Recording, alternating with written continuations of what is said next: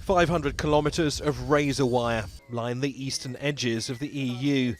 This is Lithuania's border with Belarus, and these new defences are a response to the so-called hybrid war waged by Minsk against its EU neighbour. A conflict where migrants from Iraq, Syria and other countries are being used as political weapons. The Lithuanian government says Minsk is deliberately flying in people from abroad to send illegally into the European Union in retaliation for EU sanctions against President Lukashenko's leadership. This year, more than 4,000 people have entered Lithuania from Belarus, 1,000 in July alone. Those who promise people an easy access to the European Union from Belarus are lying. People are being simply deceived and led into a trap to pay thousands of dollars for nothing more but the European Union mirage.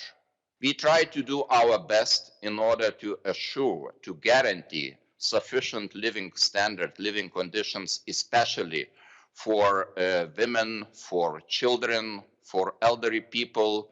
But unfortunately, due to limited resources, we cannot just guarantee sufficient favorable living conditions for everyone. The Belarusian authorities are accused of state-sanctioned people trafficking, of using social media to lure people into travelling to Belarus in the hope of reaching the EU. There are dozens of Facebook forums in Arabic, allegedly created by Belarusian internet trolls, offering detailed instructions on how to make the journey and who to pay. Some talk of routes into Lithuania, others into Poland. Meanwhile, Lithuania's hit back with a social media campaign of its own, aimed at discouraging people from making the journey. The country's also approved the mass detention of migrants for 6 months and curbed their right of appeal. And at the border itself, people are now being turned away, sparking outcry from humanitarian groups including the Red Cross.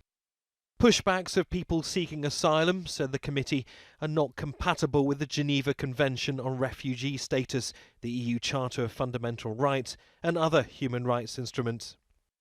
Lithuania has held high-level talks with several countries to find a solution, with Iraq now considering banning flights between Baghdad and Minsk.